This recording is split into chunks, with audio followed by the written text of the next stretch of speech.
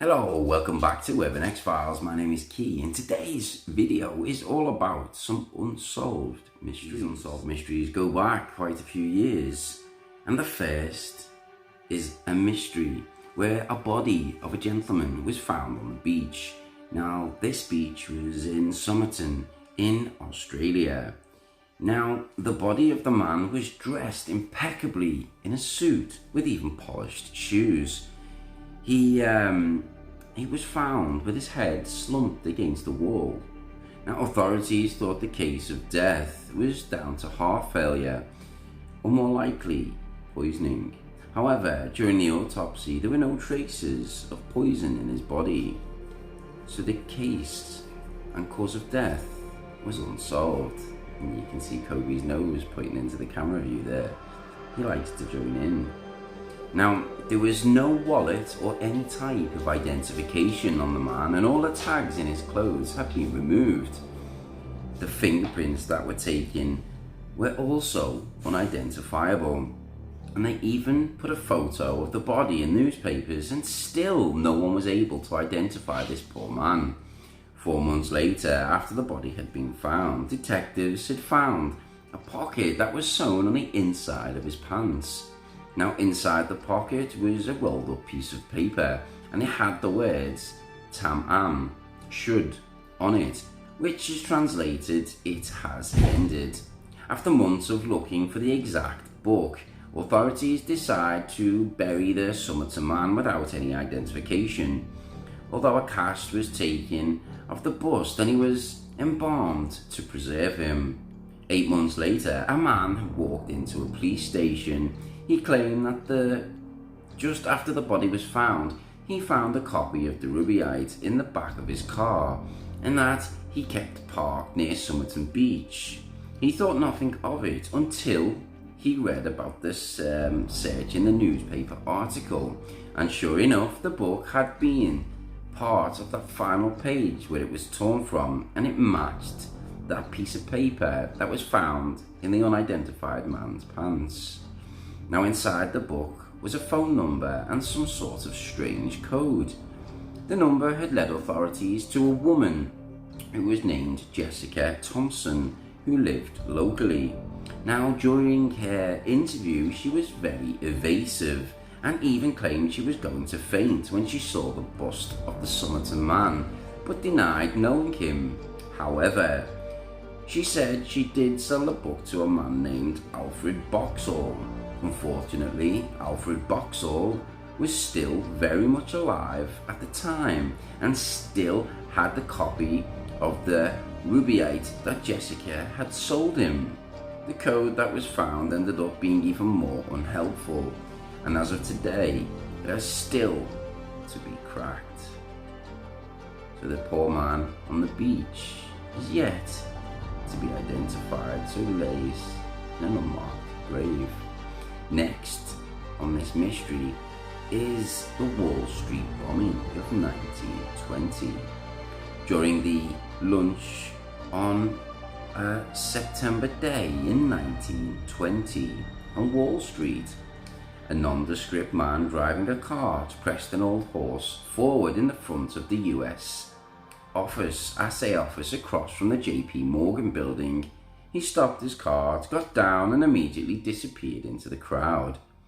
Only moments later, that cart exploded into a hail of metal fragments and shrapnel, immediately killing more than 30 people and injuring over 300. The aftermath was horrendous, and the death toll kept rising as the day wore on, and more victims were succumbed to these dreadful injuries. In the beginning, it wasn't obvious that the explosion was an international act of terrorism.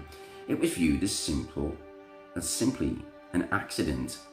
Now, maintenance crews had cleaned up the damage overnight, plus throwing away any physical evidence that would be crucial to identifying the assailant, and by the next morning, Wall Street was back in business.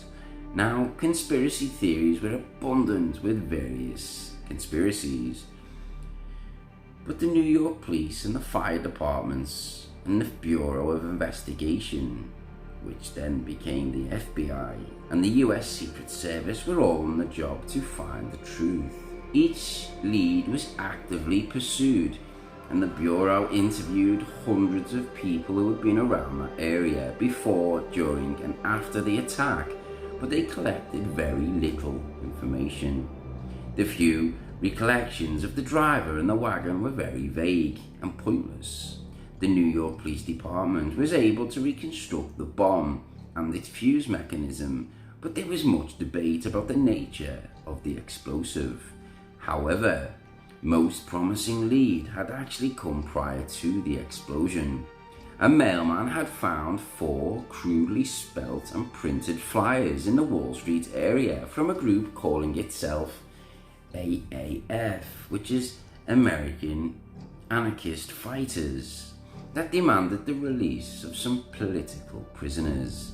The letters seemed similar to the ones used the previous year in 2 bombing campaigns, which were led by Italian anarchists.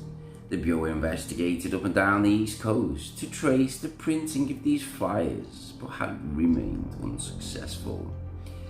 Now, based on bomb attacks over the previous decade, the Bureau initially suspected followers of the Italian regime of Luigi Galliani and he'd committed the crime, but the case could not be proved, and Galliani had already fled the country.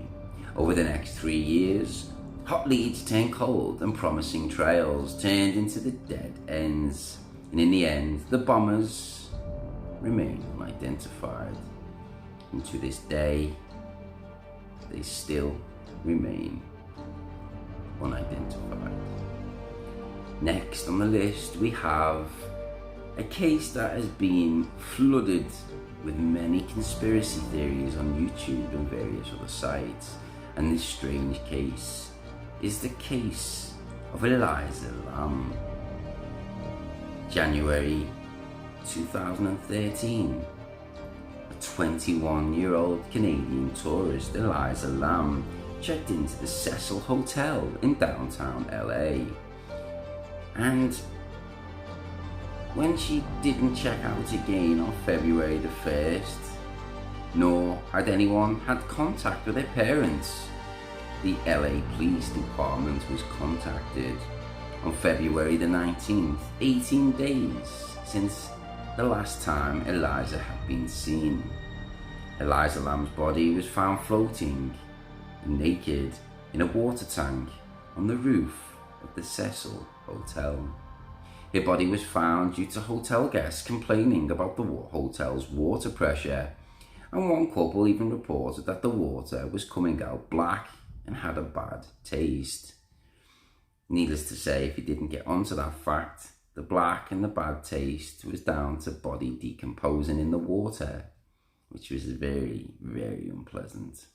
Now, according to the hotel's manager, when Elisa Lam had originally checked in, she was staying at a hotel-style room with other travellers, but later was moved to her own private room due to complaints from her roommates about the odd behaviour of Elisa Lam.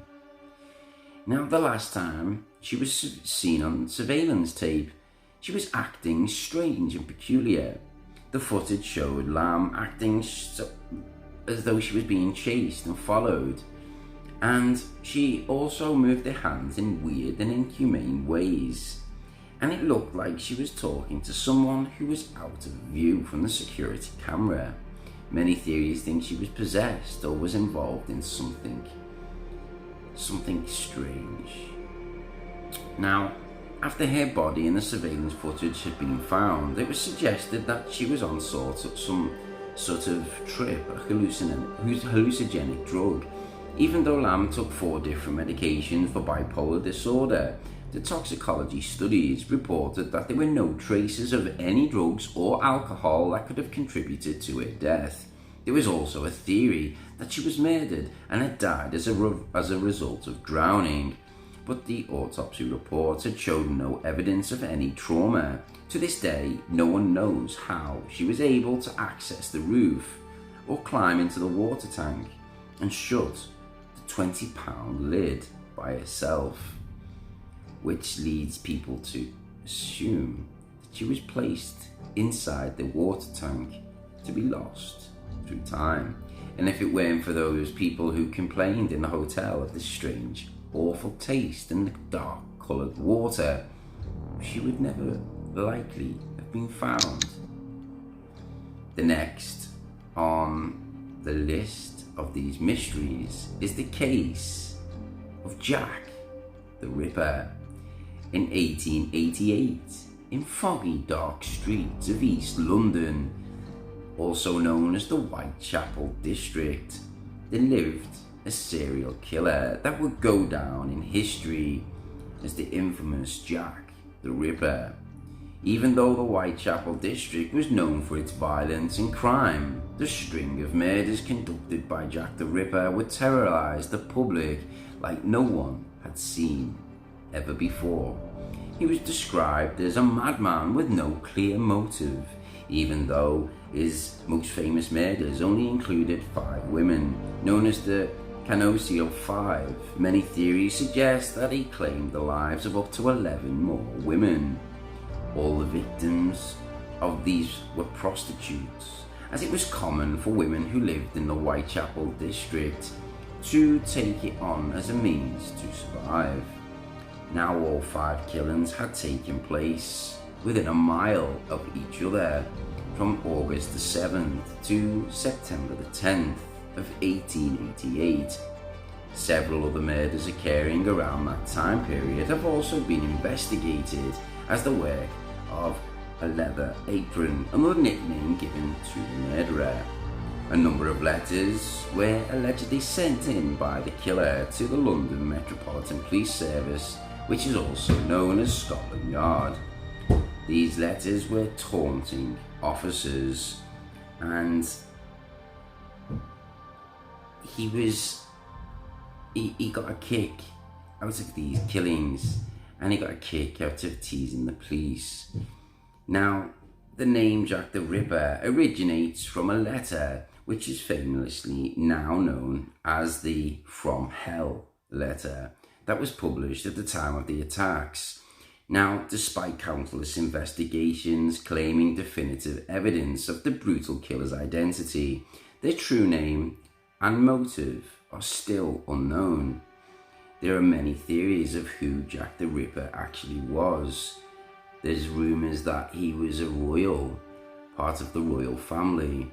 There was others to say that he was a surgeon of some kind, because the murders had specialist removal of organs, and how their bodies were destroyed and dissected was with precision, with very sharp instruments, and these are only known to be conducted by someone in the medical field.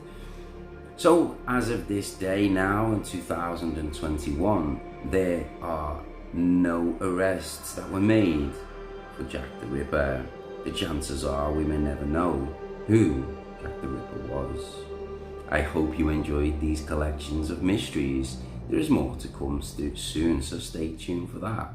And for all the people who take the time to watch these videos, I truly appreciate it. So a big shout out to all of you. And I will see you soon in the next video. Peace.